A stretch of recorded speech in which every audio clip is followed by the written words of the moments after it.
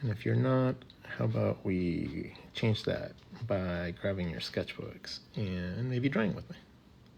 Do you play Brawl Stars? I do. I play a lot of Brawl Stars. I love Brawl Stars. It's one of my favorite games. It's snowing there. Well, that's unfortunate.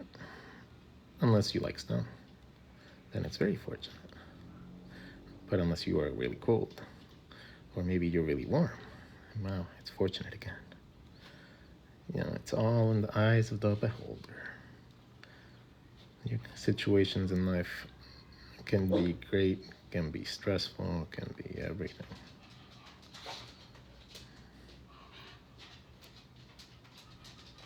No, it scares the shit out of me going out of the house. Honestly, like the older I get and the more I see how people are like just mean and directly like just malicious.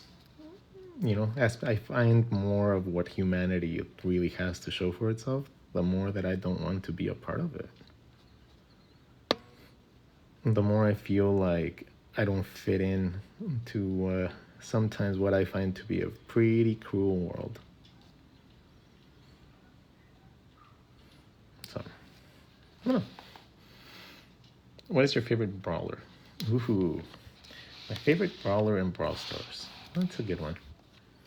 Let's see, which one do I like the most? I do like Spike a little bit because he has like a lot of range, but I'm a thrower guy. So Barney, is it Barney or Barry? I think it's Barry. It's like a unicorn guy. He's a little unicorn guy that throws puddles. Yeah, it's weird, huh? Hola, maestro Rodgon. Hola. Bienvenidos.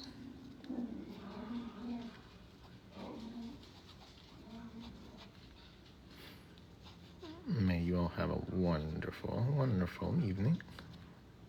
I'm here just to keep you some company. If you like drawing, grab your sketchbook.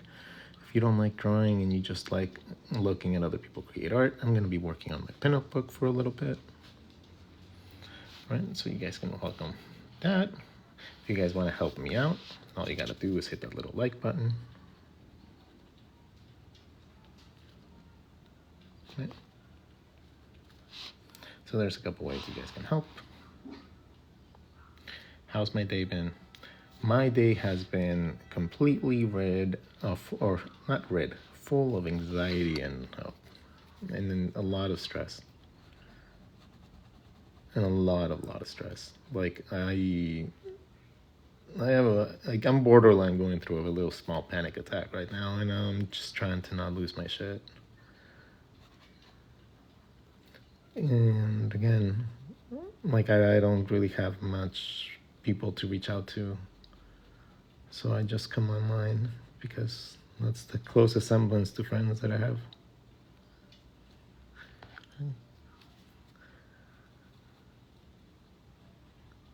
Kind of sad a little bit if you see it that way, but this is the life of a person that this takes very little solace in other people's companionship. Like I very often feel like I don't fit into anything. So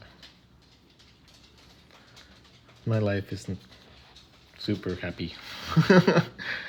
Not the happiest, honestly, but I make the most of it.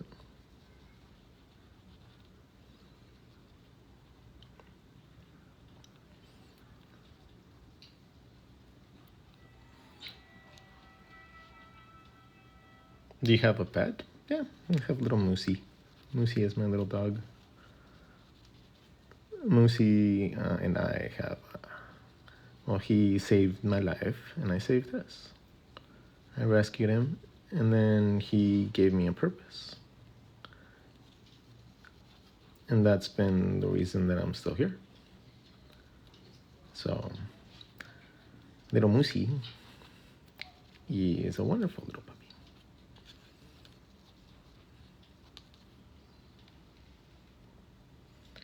¿Cómo puedo ubicar la distancia de los ojos en tercera vista?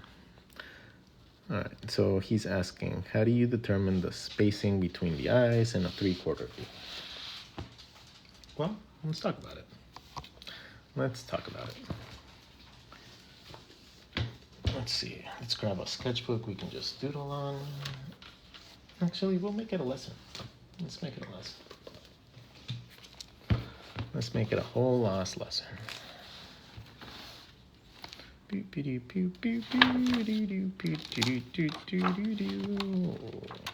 right. So the last lesson that we learned was hands. Right? The last lesson that we learned is that we have two sides to our hands. We have one finger, bring it back in, another finger, you bring it back in, and this is your wrist. Your thumb comes from your wrist, and you go back into your body. So if you learn to do that, and you just learn how to draw different styles, you can draw hands of all kinds. Am I a veteran? No. No. I've just had a tough life. That's it. Not a veteran, don't have PTSD, just have high levels of anxiety and paranoia sometimes, and it's really difficult to sometimes manage. And when you talk about it, you feel weak, you know? You feel like you're broken or something. So you don't talk about it with most people. But then it hits you like a truck sometimes, and it's kind of hard to explain to others.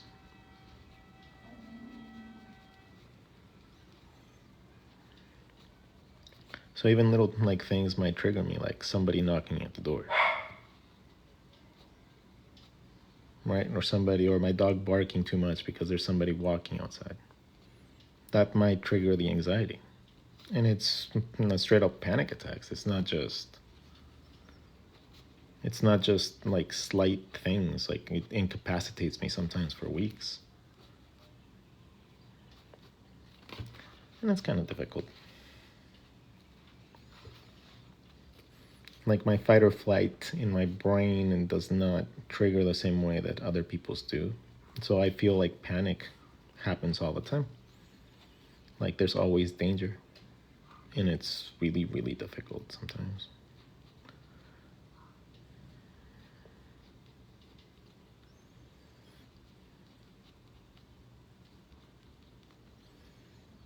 Do you feel safe in your job? No. I don't fear computers, dude. I don't fear computers because my job can probably be done by a computer, that's for sure.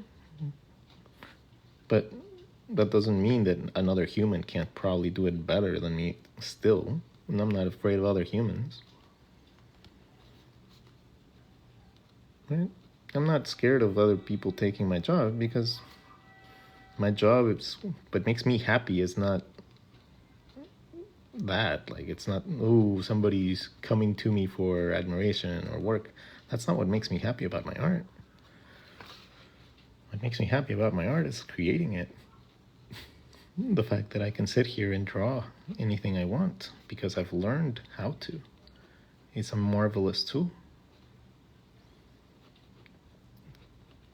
Right? We can put all the prompts you want to an AI system. That's perfect. Hey, create all you want. I'm going to sit here and doodle and enjoy it and love it. And it's not going to be perfect, but it's going to be awesome. You know what I mean? I don't have to worry about AI because AI doesn't take away my happiness of creating art, just like somebody else creating art doesn't take away my love of making it, even if they're better at it than me. Right? Something being better at something than me doesn't take away my joy. Not at all.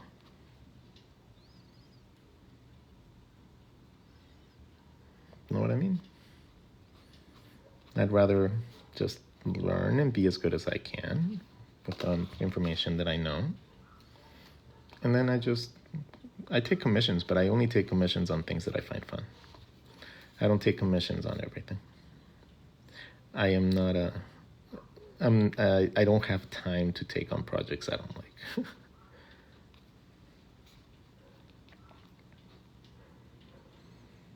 Draw a skinny arm? Well, we're not drawing arms, we're drawing hands, but I can probably fit a skinny hand in there.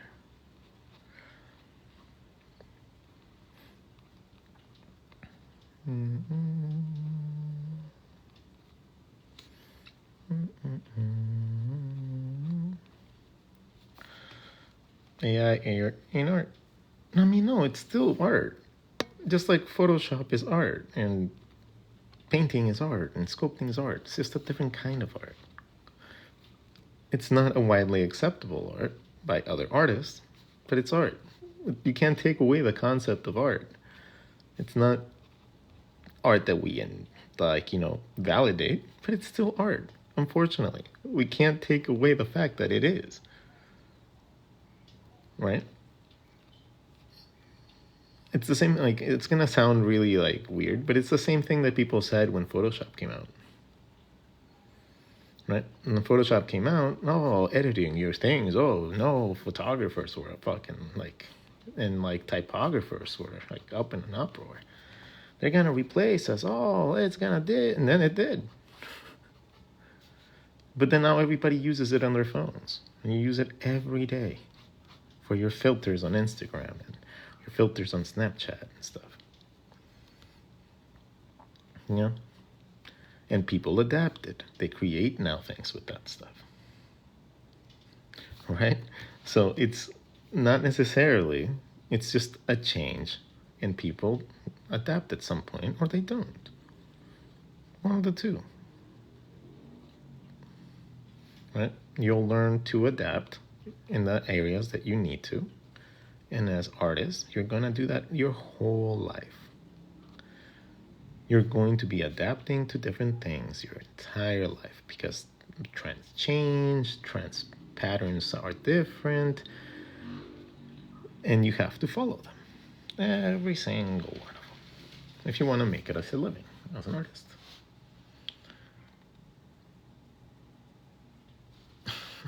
There are still people out creating real art. So, angry art, what? Angry art and gatekeeping? I don't know what you're talking about. But let's talk about the spacing between your eyes. Eye spacing.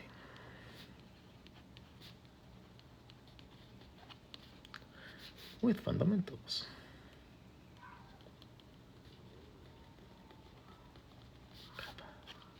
So how do we determine the space between our eyes? All right.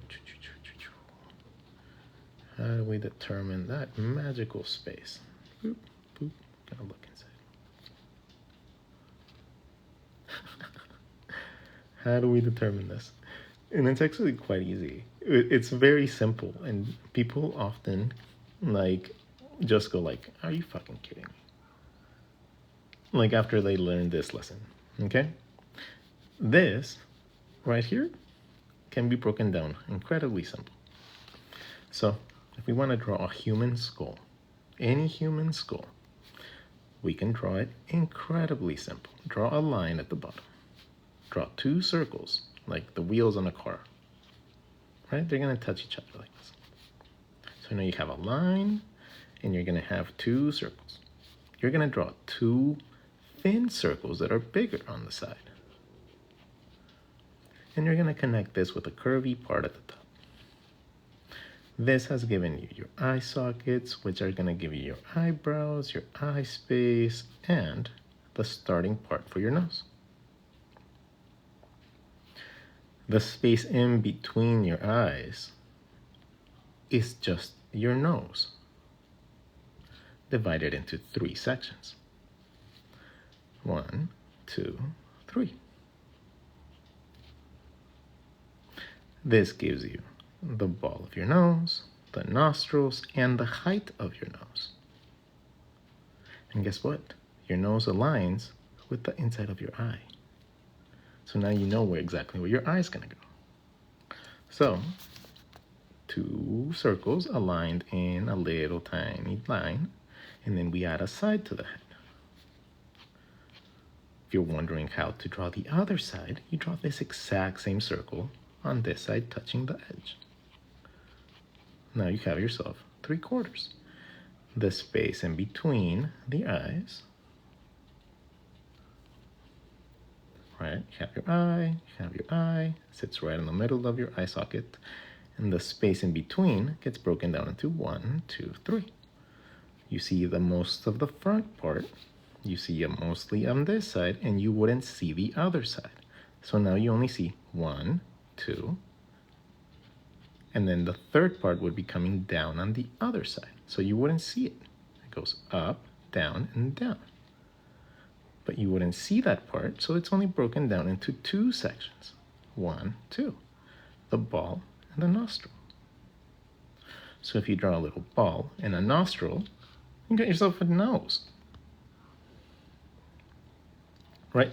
So what happens in between your eyes? You divide this into 3 sections. You divide which one is going to be the ball of your nose and which one's going to be your nostrils and the height of your nose, because they align.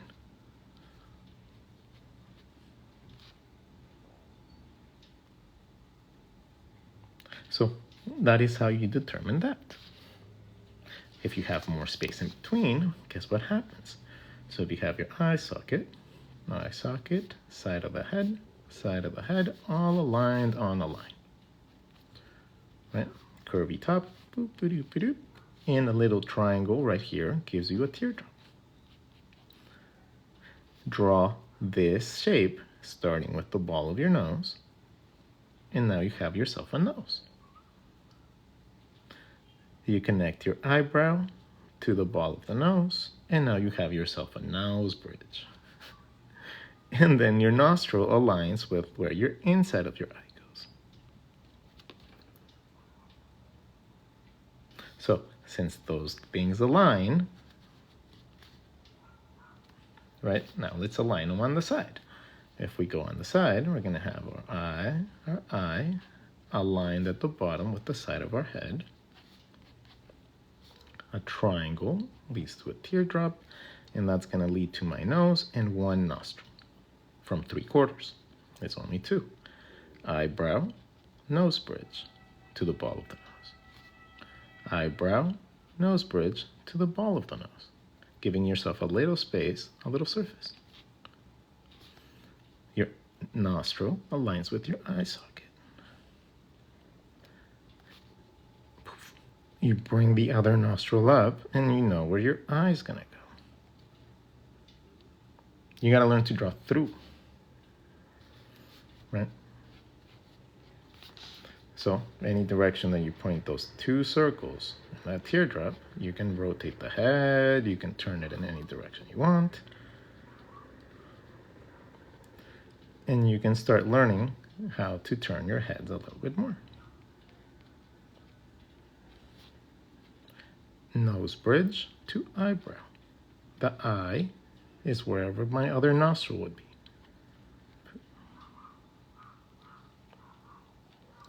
Curve up the eye to the outside of the eye, and then the cheekbone.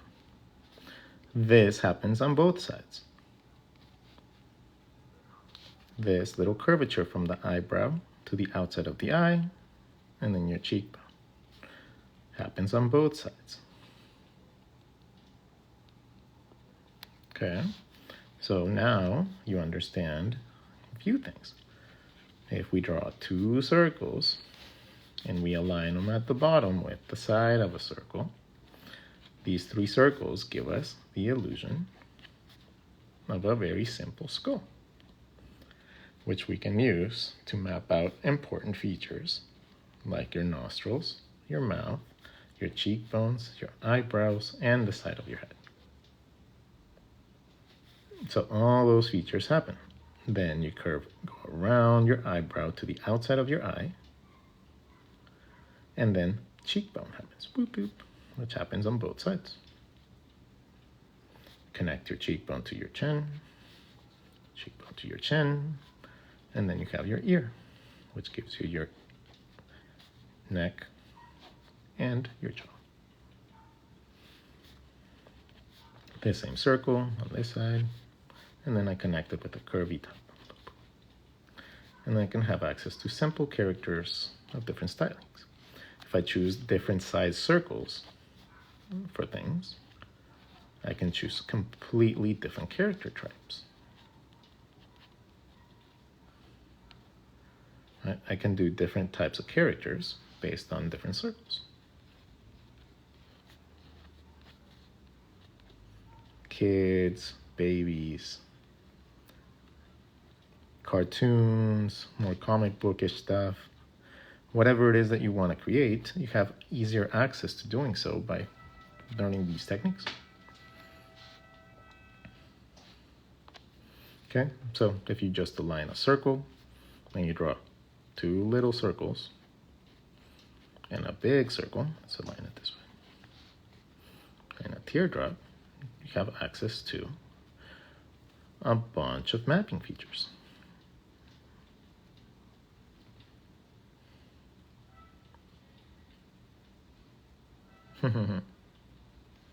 Yeah, most people learn that.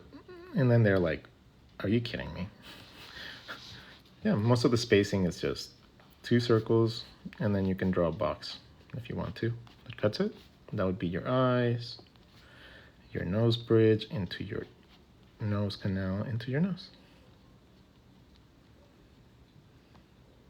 So learning how to break these down is very useful so that you can learn to draw them in all sorts of styles. You start with something simple and then you take variations, right? You start playing with variations so that you have different character types.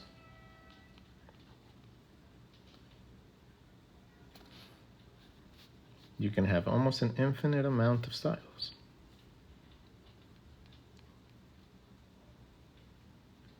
It's just a bic. It's just a simple bic. There's nothing special about it. I make it a purpose to not draw with anything super special. How do you draw someone looking up? Well, that same shape that you're using. Let's draw a head. We're going to squish all those features up here. So a teardrop and 2 circles. Right? Nose, mouth, eyebrow line, eyes, cheekbone, ear. Ear to chin. And this is your neck. Your neck goes to your collarbone. And you can draw somebody up really, really easy. Quite easy, actually. Teardrop, circle, circle, nose up, eyebrow line, eyes. Wham, wham, bam, boom. Hey, man. Thank you. I appreciate you. It's just been a rough day, man. Honestly, it's just been rough. But I hope that you guys go out and enjoy doing something cool like drawing. Yeah. It's helping me with my panic attack being here a little bit. So I do appreciate anyone that's here to just listen to what I say and everything. Just, this is comfort for me. And sometimes, well, like I was telling people like before, it's just the closest semblance to friends that I have right now. So I log on all the time for that. Do you have any realistic artworks? What do you want from realism, though? Like, do you want more like the concept of realism? Or do you want more realistic proportions? Or like, what is it about realism that is appealing to you? The concept of realism is fun, right? Understanding the proportions and everything that people require to be able to get drawn. It's really fun. Understanding the anatomy, understanding all that stuff, incredibly useful. But I didn't draw and learn to draw so that I could create the same image that a photograph can. I just didn't. Right? I see the appeal, I know the concepts and everything. But it's not an appealing form of art for me. It doesn't make me go, ooh, I want to draw the same thing that I'm looking at. No, find more appeal in looking at something and being, ooh, I can make stories with you. Right? To me, looking at somebody and then drawing exactly what's in front of me, as a character designer and animator, it doesn't really have much value to me. But being able to look at somebody's eyebrows, imagine that they're like poofy eyebrows. You're like, yeah, super mega poofy eyebrows. Right? And they have like facial hair or something like that. Like being able to take little elements from what they do and what they are, and then being able to draw something awesome based on that. That is what I want as a superpower in my art world. Now that's the goal that I want. I don't want to draw realism. As a matter of fact, I don't like the reality that I live in. Right? So I actively use art to escape from that. It's just pretty simple. Can I draw dogs? Yeah. Well, we got to talk about spacing with animals as well, right? I guess. So we have an animal. They're going to have the eye line. We're going to have some eyes. And in between is the nose. So up, wide, down. Give it a shape. Connect everything to that shape. And I have myself a little dog. Up, down, straight. The eyes align exactly with the top of the nose. Your ears and everything depends on what type of breed you want to use.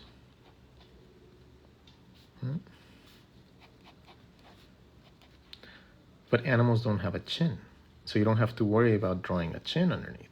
Most of the time, their mouths just go directly into their jaws. So, drawing animals, spacing of their eyes and stuff, it's actually quite simple. Sometimes you just need to know how their eyes are angled.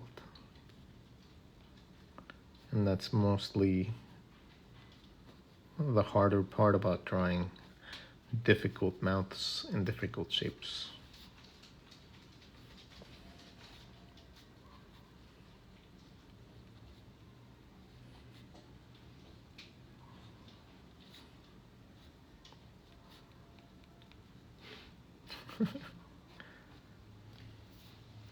How about an eagle?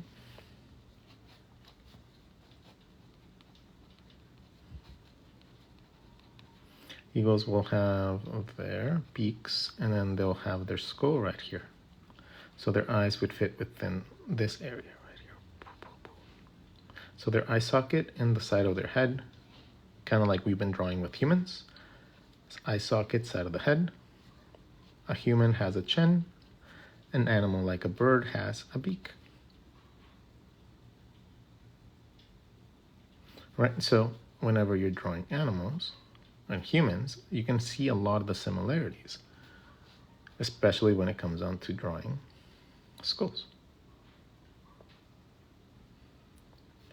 The eyes might align a little bit different, a little bit higher, a little bit lower, but it's a very similar thing. Looks like our current government. So, when on the spacing between animals, you have to think of where the animal's eyes are, and then everything in between is going to be probably their nose canal.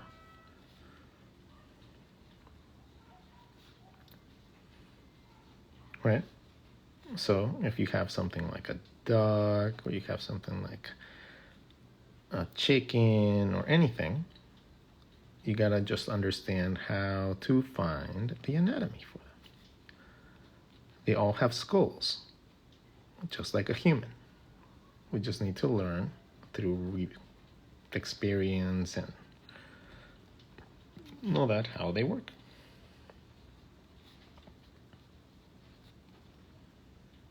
Okay. So a horsey. Let's see. Do do do do do do.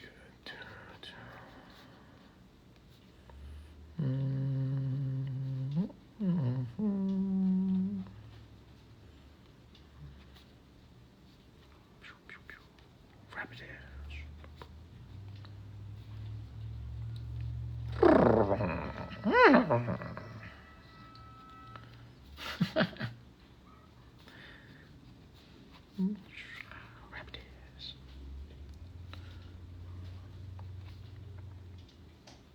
cat.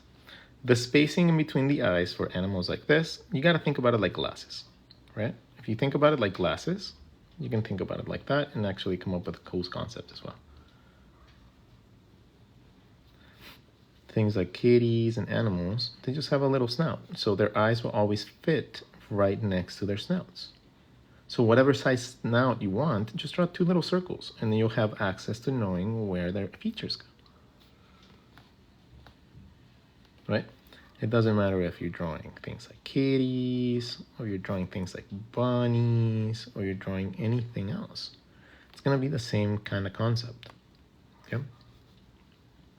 Find your snout, and then connect 2 circles that attach to this.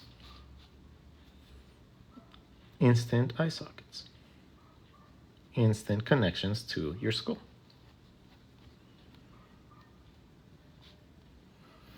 Okay? And that is very useful, especially when you're trying to draw animals, humans, any of that.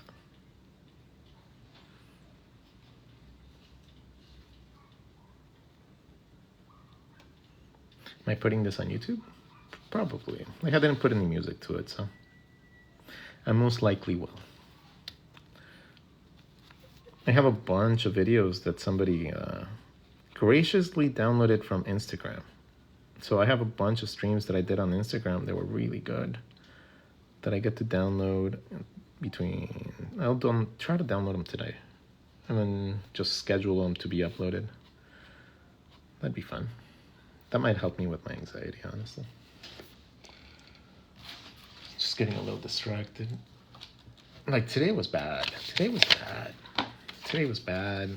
It still is. I still feel it. Like, it's just...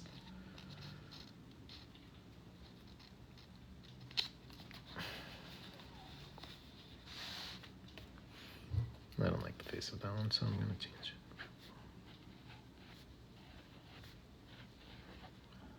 All right, we align 2 circles in the side of the head. So this line is the key. That line is the key. This is the important part. This. Everything else comes easy after that, right? So check this out. If I draw this line, right? I'm going to draw it like a curve now. I'm going to draw all my circles on top of this. So 2 front circles and a side circle. A teardrop. And all of a sudden I have a head looking from the bottom.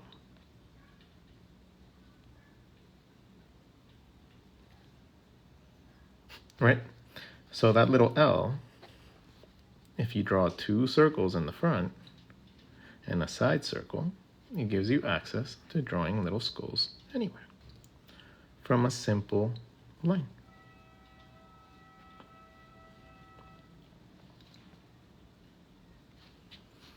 So learning how to do that is really, really, really interesting. Learning how to do that with a box is even better because you learn how to draw a box like a cube, and then you take this line as that.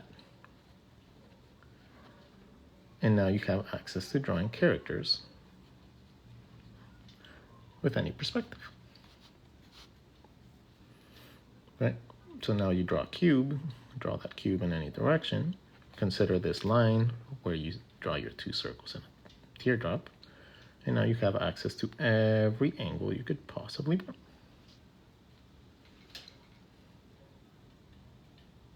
That is how you use boxes. So if you draw a box, and I draw, split it into 4, you use 2 circles on the bottom and a teardrop. And I can draw a face looking in any direction I want. I can do that to any side so that I can get the view that I want. Any side.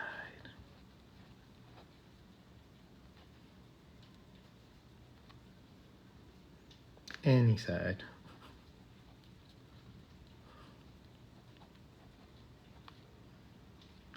I mean it. It's just the easiest way that you can learn how to move your head. Right? This is the magic key. Aligning the bottom of your cheekbones with the side of your head. This gives you all the control that you need.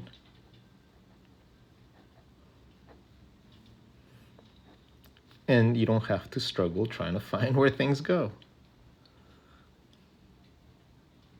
Right? So anytime you draw a shape, I can draw this line. Could be a curve, could be whatever.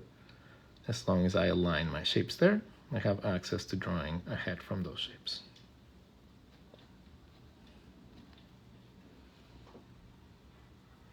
It's a very useful tool. I highly suggest you learn it.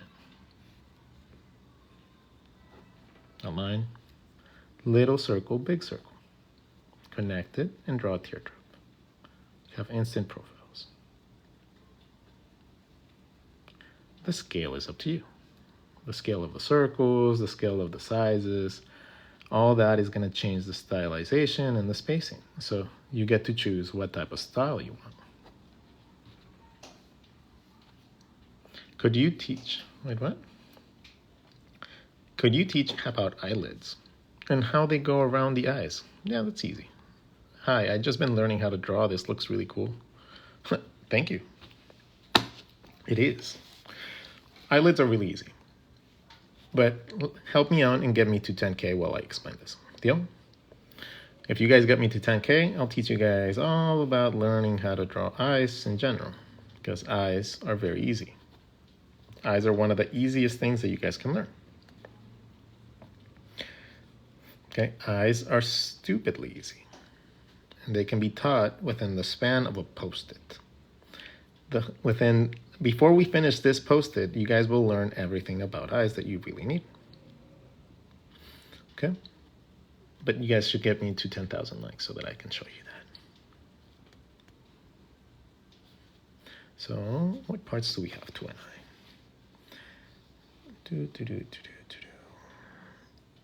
So we have 3 parts to an eye. Okay? We have the white, the color, and the black part. Okay? So those are consistently going to be drawn like 3 circles. 3 circles, just 1 circle, 2 circles, 3 circles. That is going to be the easiest way to think of an eye. Okay? Once you know that, you just have to learn one more thing. The things in here can be different sizes. So consistency is very important, because changing even the size of one little aspect gives you a completely different look. Okay? Having consistency is very important. The more circles you start adding with highlights and stuff, the more consistent you have to be, because the moment that you draw one that's different, now the character looks cracked out. Instead of making it look like a cute little character, now you're making it look like he's asking for money on the corner. Okay, so that is the concept behind it. You have to stay consistent. They're simple, 3 circles. As eyes look forward towards you, the full circle in the middle is full. It's a full circle. When it's a profile eye, it's a little squishy circle, about half the size of this. Okay, so in between the full and the side, we get a 3/4 one. Right, so that little trick happens, and as you go and you rotate your eye, you end up having that illusion. Now, that teaches you just the eye. You asked about eyelids.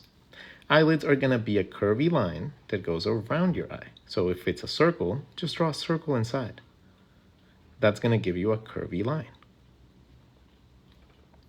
It's going to give you the other one. Just bring it in a little bit smaller, make it a tiny bit smaller, and it's going to give you this little overlappy line. Draw your 2 circles inside, and now you have an eye, the eyeball, and this is your eyelids. So circle, circle, circle, circle. Make this darker and overlap it. Make it a style by giving it depth, and now you have an eye. It's the easiest way to draw eyes, and it gives you your eyelid, it gives you your bottom eyelid, and it gives you the perfect spacing for your eyebrow.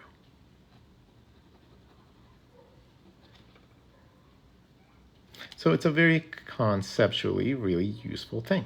Draw a circle between two overlapping lines, and you have yourself your eyebrow, your eyeball, your eyelashes, your top eyelid, your bottom eyelid, and your cheekbone parallels that eyeball. It's exactly parallel to it because it follows your eye socket. How do I make something with the scale, like Fantasy Warzone? Like scales?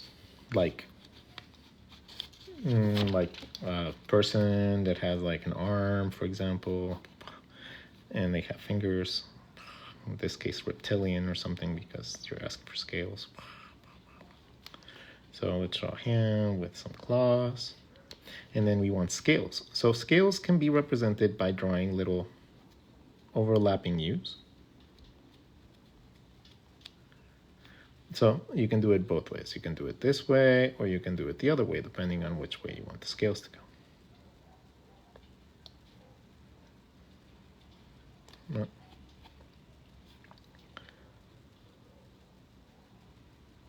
Just overlap them. They're going to look like scales. I meant perspective. What do you mean in perspective? How do I make something scale like a fantasy? Oh, you mean like perspective. Okay, so let's say that you have a scene, right? You can draw a big element like a tank or something like that. And then you can draw little people.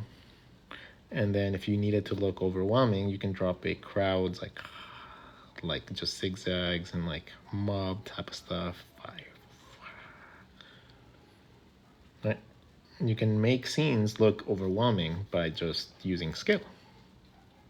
Plus, I like drawing small. Whenever you're drawing like backgrounds and you don't know what to do, you can use little sushi guys.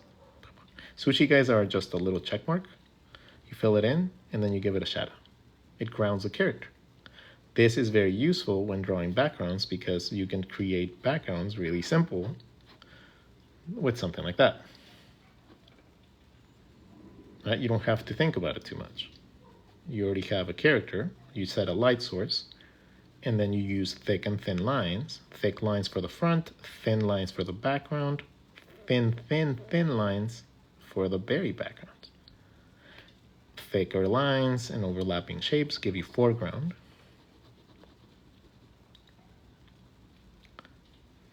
Right? So being able to use your thick and thin lines and overlapping shapes is very simple to create backgrounds. Very simple. So thick and thin lines only. Thicker lines at the front, thinner lines as I go away. See how simple it is to create depth? And then if I had a mountaintop, I can draw the top mountains and then thinner lines, and then I can create even more depth. Right? So being able to just use thick and thin lines is incredibly useful. How does the neck connect to the head? The neck connects to the head at an angle. So your rib cage connects to your head like this. It goes up. Consider your spine first, the back of your body. Draw the back of the body into like a figure 9. And then bring it back in for your little circle and your teardrop. You have access to drawing necks, faces, heads. Relatively simple.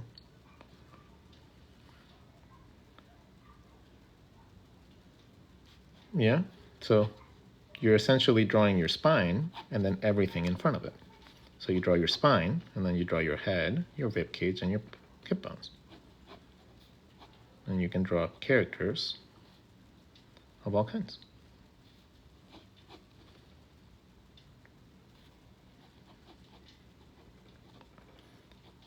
The sky's the limit. You can move your body in any direction you want from there. You can draw it forward, backwards, give them two bodies. Add little shadows to give them depth. Move their hands around in different directions. Get used to motion in general, right? Don't settle for a single sketch. Try different things. See what happens when you change the shapes. You get different looks, right? So little by little, we learn how to adjust and draw more detail, but the base shapes never change. Your art is never going to be anything outside of the parameters of your base shapes that you used. Okay, you can start with a simple cone for legs and stuff like that, and then add muscle by carving into that. You can carve into your drawings. Don't carve out of your drawings. Don't do this. Don't draw your legs and then build your muscle outside. That's silly. Don't do that. Draw your leg and then carve your detail out of your leg so that you know exactly where your guideline is supposed to go. Okay? You always carve it out of your leg. That way you have an actual useful guideline. You know, the guideline is supposed to be useful. It's not supposed to be just like a random line. It's supposed to be something that you use to be able to understand. And when you learn to use simple things like boxes and cubes and things like that, well, drawing things in space becomes a little bit easier sometimes.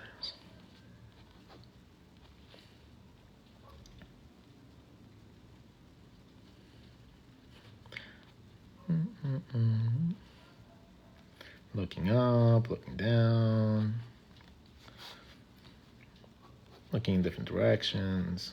Subtle perspective can be as simple as just learning how to divide a shape properly in a way that makes sense to you.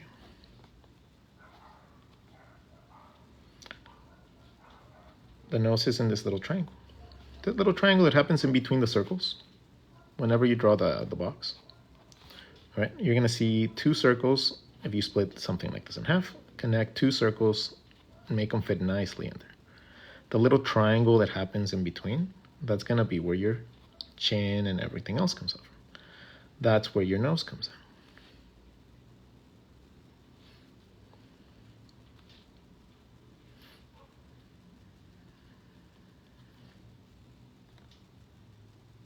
So this little triangle, that's where your nose comes up. So if you make that little circle bigger, if you make that triangle bigger, you're going to have access to a bigger nose.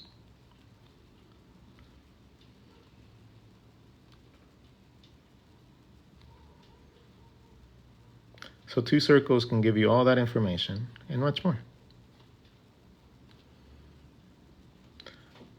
Could you try making like a hurt person? Like someone in pain? So we have our shape, a person in pain.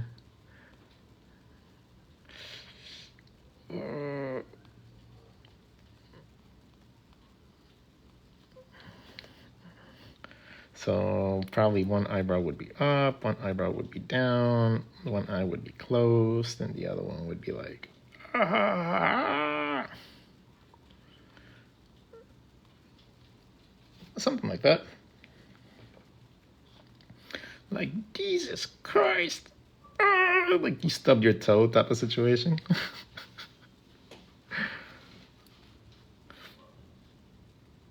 And then you align the side of the head with the side of the head, with the circle of your cheekbone. And you can create the entire character if you wanted to. Dude, you have no idea. Exaggeration is the easiest thing for me.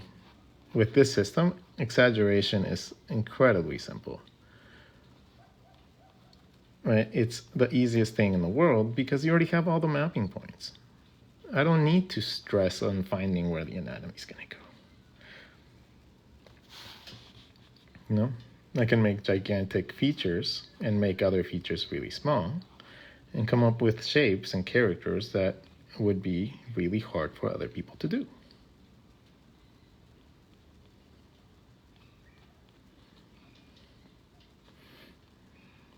So babies and characters that have different anatomy normally than other people because of the way that their heads are structured become easier. Because just change the proportions. It's a human. It doesn't have a different skull than a human adult.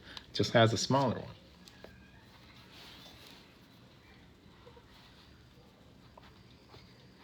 So, learning how to use boxes in a way that makes you have a good mapping points is very useful.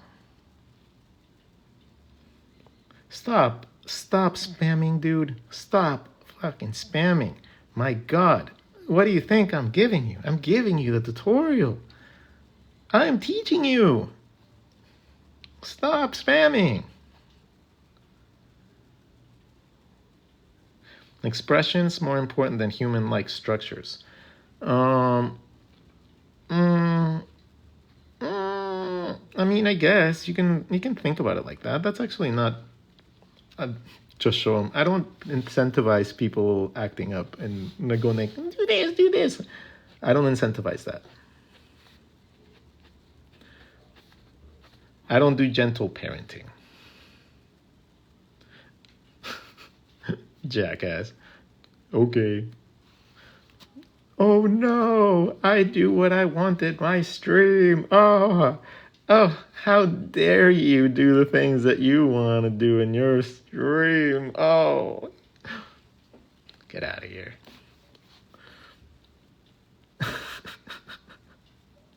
Some entitled people are so funny, man. Entitlement is hilarious to me. It's like you go onto someone's stream and then they don't do something you want, and then you're like, oh, well, you should have just done it.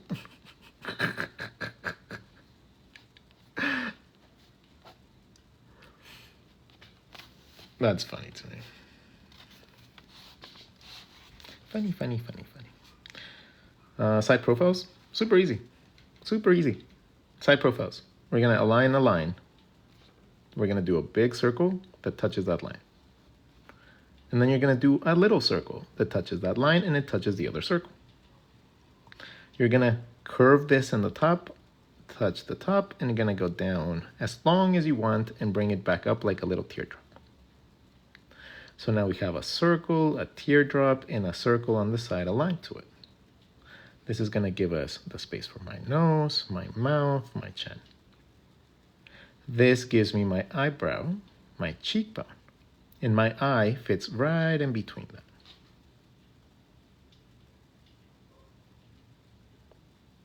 From the eyes to the ear. I have no idea what the name of the little bone that goes here. I think it's just the cheekbone, isn't it? Just the cheekbone. So in this system, it's very easy. Very, very easy. You draw a line, a little circle, a big circle, and you touch them at the top with a teardrop. This is going to give you access to any sort of character you want. You want elf girls? Draw elf girls. You want punk rockers? Draw punk rockers. What do you want? Well, no one gets better by, no one is just naturally good at this. Some people have a more affinity to it, but nobody's great at it from the beginning, right? So if you're not willing to put yourself through a little bit of embarrassment to be able to get to where you want to, that is going to reflect on you later on in life, right? You're not going to be willing to put the effort in on something that you like. Just because you're bad at it doesn't mean you don't get access to that. You just have to be hardworking.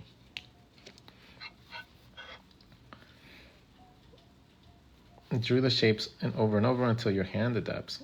No, you don't just mindlessly repeat things. If something doesn't come out right, you take note. Let's say that you don't draw the shapes right and then something doesn't align. Take a note. Be like, draw my nose inside my shapes. Why am I drawing them outside my shapes? Right? Get used to where things go. Stay within the boundaries, and then you'll draw something useful. When you start using your guidelines properly, it starts making sense. When you use style and you replace style for knowledge, then that's when things start complicating themselves. Because we start adding things like little bumps on the side of the head without knowing what they are. So therefore you don't know how to draw the eyes and stuff like that within the spaces. Right? Knowledge fixes that. Knowledge and understanding these shapes helps you understand what you're drawing. Right? So if you have a constant situation where you're drawing this, but you don't know what this is, well, that's your cheekbone. Right? And this little junction is where your eyes are going to go. And whatever you draw here gets mirrored on this side. But normally you don't see the outside shape because it's inside the volume.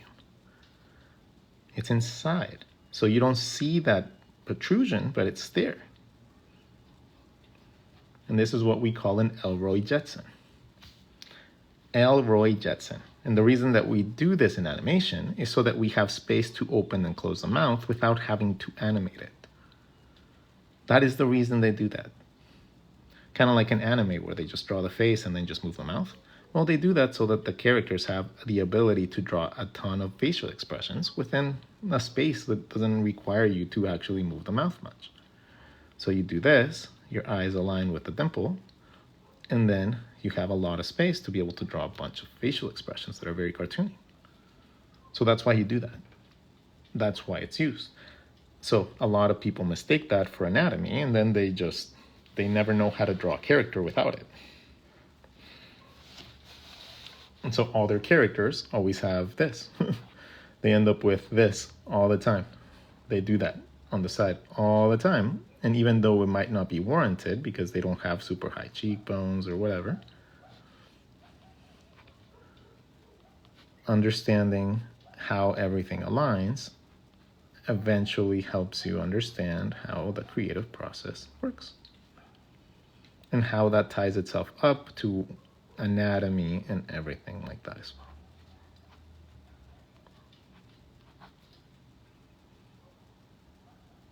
So understand and learn what those little bumps are, understand and learn how to move a box, and then you'll eventually be able to draw all these things incredibly simple.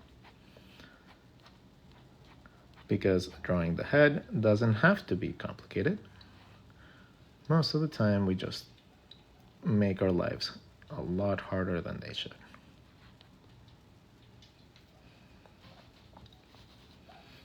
Okay, and I think with that, that is going to be our lesson for today, my friends.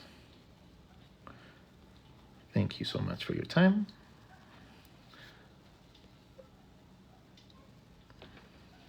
Thank you so much for your attention.